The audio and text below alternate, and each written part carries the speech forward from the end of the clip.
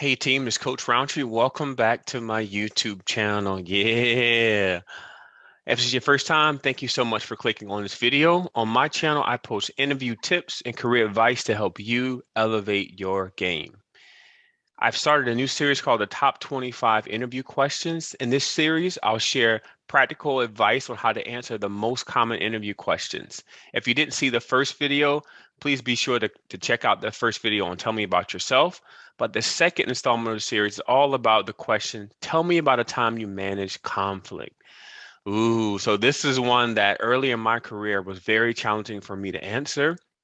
But today I'm going to provide you with 3 steps to answer this question to do a great job with the interview and be successful. Let's get started. So what are the 3 steps? When you're asked to tell an interviewer about a time you managed conflict, you want to do 3 things. First, you want to keep it real. It's not about projecting the image that nothing has gone wrong when you've had to lead a team or a product. You want to be open and honest about the times you faced conflict. It's not about pointing fingers at a coworker or a former boss or a teammate. It's more so about, okay, I faced conflict. How did we get here? And then what did I do to make that situation right? The second thing you want to do is embrace the conflict. It is going to happen, especially in a virtual world we're in now during the pandemic. We're collaborating more than ever virtually. And there's going to be instances where someone simply is not going to agree with your idea or how you're leading a project, or you may have a disagreement with your boss because you would normally have that face-to-face one-on-one conversation. So this is an opportunity for you to recognize and appreciate healthy conflict, and that's what leaders do. The last thing is you want to share what you've learned. That's something that's very important to really reflect on the experience, share the lessons you've learned, and how you've grown as a leader. So these are the 3 parts of how you can answer that question. Tell me about a time you've managed conflicts. But the most important thing is you definitely want to own it. As I mentioned earlier in my career, I did not want to discuss conflict. I candidly avoided conflict. I wanted to be the most liked person on the team. And that helped me reach a certain level of success. But when I wanted to transition to leadership, to leading teams and managing others, I had to realize that sometimes I'm going to have to make a call, and everyone is not going to agree with the decisions I make as the leader, but I have to be comfortable with that. So own the fact that you face conflict. It should be expected, especially whenever you're trying to make significant change in an organization. All right, team. So now let's go through each of the steps of how to answer this question, and then I'll provide you with a real top to bottom answer of this for this question. All right. We talk about keeping it real. Whenever you collaborate, you should expect conflict. As I mentioned, no one is simply going to just say, all right, great idea, let's go execute it, or simply just follow along with your project. That's not how things work in terms of working with people in a matrix environment where you're highly collaborative. Conflict is going to happen. So when, not if, when you face that conflict as you're pursuing a goal, you want to make sure that when you're in the interview, be authentic, share that experience, and demonstrate what you did to either win or lose when you're trying to achieve your goal. There are going to be times where it simply didn't go as planned. So here's a template of how you can answer this question. While leading a team in my current role, my teammate, boss, stakeholder was upset, confused, or very concerned about my approach to it could be launching a new campaign, managing your team, or driving the business. I had to find a way to resolve this, maybe, or you needed to get alignment, or even change your plan in order to achieve my goal. So that's the first part of this question. We have 2 other parts, but I wanted to give you an example of how I've actually answered the beginning of this question. While working on a rebranding project for my current company, one of my key stakeholders strongly disagreed with my strategy and decided to create his own rebranding campaign. I was disappointed in his decision, but realized I needed to better understand his perspective and find a way to create a win-win-win in this situation. A win for the customer, for my team, and for my stakeholders. So team, when you first start answering this question, you want to be honest, keep it real, say, yes, raise your hand. I've faced conflict. Not everything or idea I've had has worked properly. People have disagreed with me, but as a leader, here's how I've approached this. And here are some of the things that I've learned. So that's the first part. When you collaborate, expect conflict. Let's move on to the next part. You want to make sure that you also embrace conflict. Embrace the fact that it's going to happen. As I mentioned, everything that you have planned for the first quarter of the year through the fourth quarter, you're going to have to make changes. So things are not going to go according to plan. But this is your opportunity to demonstrate emotional intelligence. If you haven't read the book, Emotional Intelligence, highly recommend it. It is truly a great book and it's really changed my career and life. When we talk about emotional intelligence, especially when you're managing conflict, it allows you to have self-awareness to manage your own emotions. So you're not getting too high, you're not getting too low in those tense situations. It also allows you to recognize how others might feel about the situation, the idea, or the project, so that you can read the room, so to speak, or hear it in their voice that they may be getting upset or may not fully understand the steps that you're taking to reach your goal. I'll say it again. Whenever there's innovation or change, you should expect someone to raise their hand and say, I'm not on board. There are team members that are going to say, well, we've always done it this way. It could be your boss that has been at your company for several years. Well, we have a certain way that we do things around here. But as a change agent, you're going to face adversity. You're going to face pushback from your team, but you want to make sure that you're still despite all of those obstacles, you're still able to pursue your goal. And that's truly the definition of leadership. As a leader, you're going to have to influence people with or without direct authority. And you do that by having strong emotional intelligence. You're self-aware, you understand how others feel about the situation, you can read the room, and you can create a great situation, a win-win-win for you, the customer, as well as your stakeholder. So here's a template you can use for the second part of answering this question.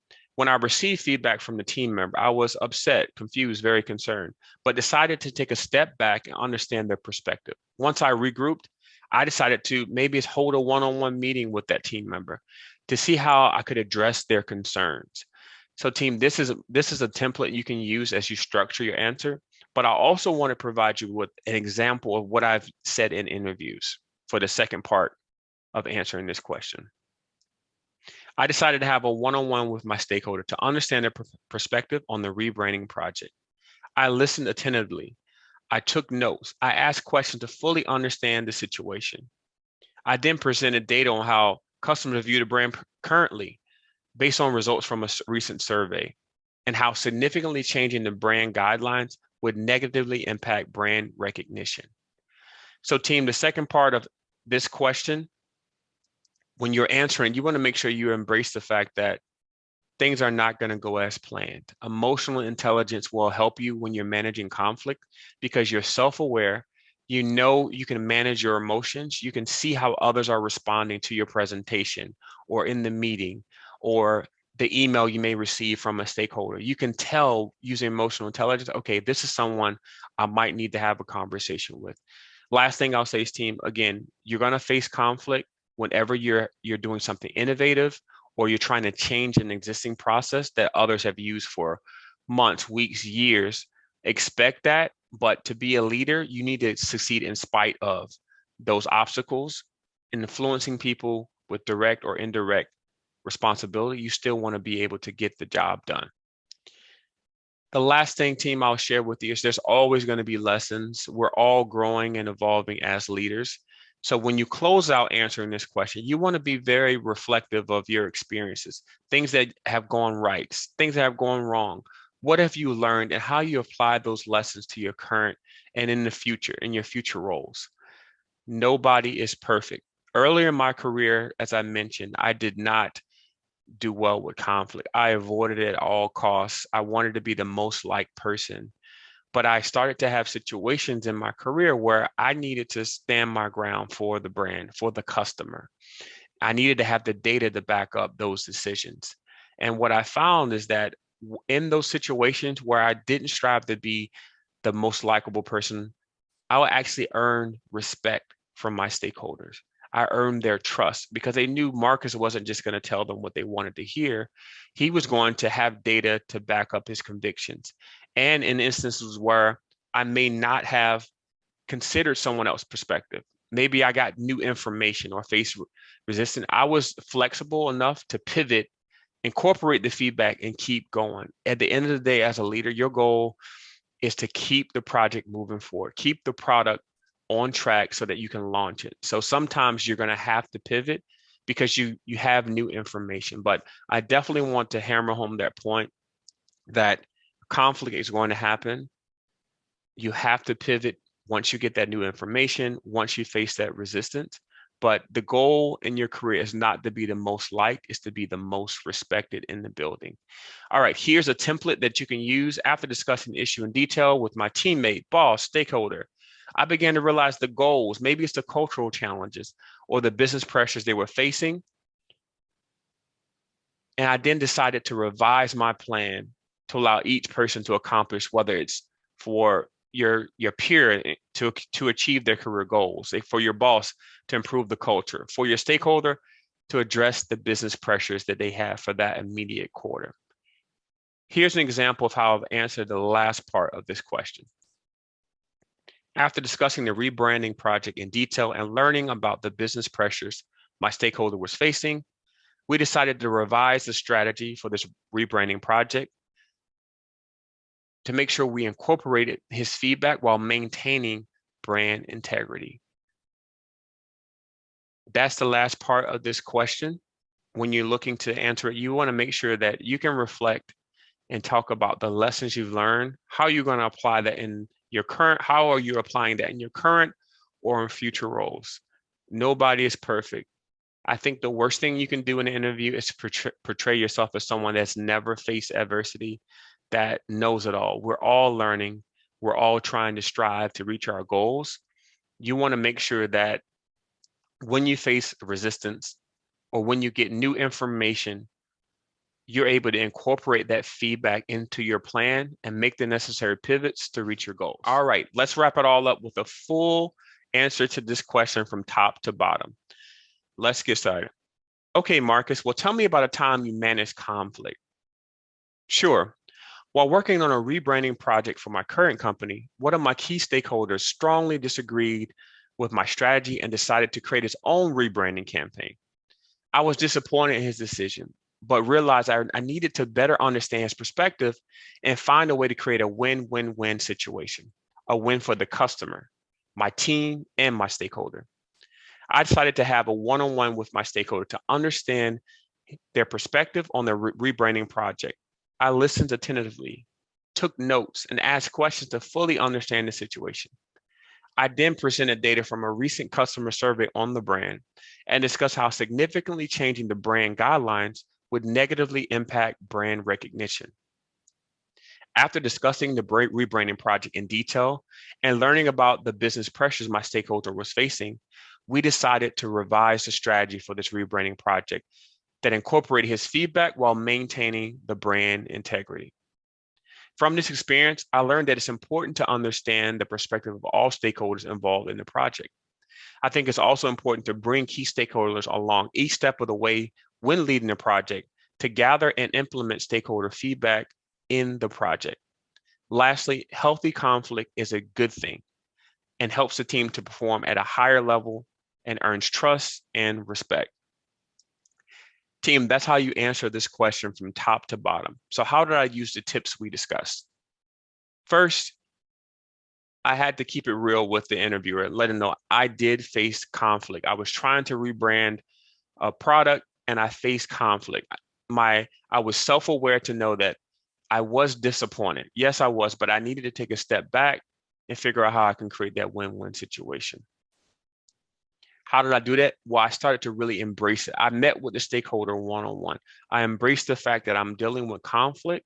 I listened, I took notes, I presented data. But ultimately, once I got new information that my stakeholder was actually facing business pressures, I was able to then incorporate that feedback into the rebranding project. Last thing that I did is I reflected. I learned from this experience that I need to make sure my stakeholders are with me each step of the way. I can't just come up with a strategy in a vacuum. I need to make sure I'm talking, that I'm having the right meetings with the right stakeholders so that they understand where we're going with this project. But also stakeholders need to see that you're not just hearing them, you're listening, you're incorporating their feedback in the project. And the last thing, team, healthy conflict is a good thing. That's how you earn trust and respect. Again, the goal is not to be the most liked, it's to be the most respected and trusted team member. All right, team, that's it. Those are the 3 steps to answer the question. Tell me about a time you manage conflicts. First, you want to keep it real. Everyone faces conflicts. You should own it. Be open and honest when you're answering this question during the interview process. It's not about pointing fingers at a former boss or coworker. It's about saying, hey, here's a situation I was facing. And as a leader, this is what I did to create a win-win-win, a win for the customer, a win for my team, and a win for my stakeholder. Secondly, embrace the conflict. It's going to happen. We're collaborating more than ever in this virtual world. You want to make sure that you're leading with emotional intelligence, the ability to manage your own emotions, having that self-awareness, but then also being able to read the room or the Zoom or Teams call to see if someone is not aligned or doesn't agree with your approach. Healthy conflict is a good thing. Last thing, you want to talk about what you've learned. Reflect on your experiences, how they shaped you as a leader, how you're continuing to grow as a leader, and what you're going to do in the future and other opportunities when you're managing conflict. All right, team, those are the 3 tips. Thank you so much for taking part in the second installment of the top 25 interview questions. Be sure to like, comment, and subscribe. Let me know what you think about this content, or if you have any ideas of other questions I should add to this series, be sure to leave a comment there. I'm Coach Roundtree. On my channel, I post interview tips and career advice to help you elevate your game. Hope this was valuable. Until next time, take care.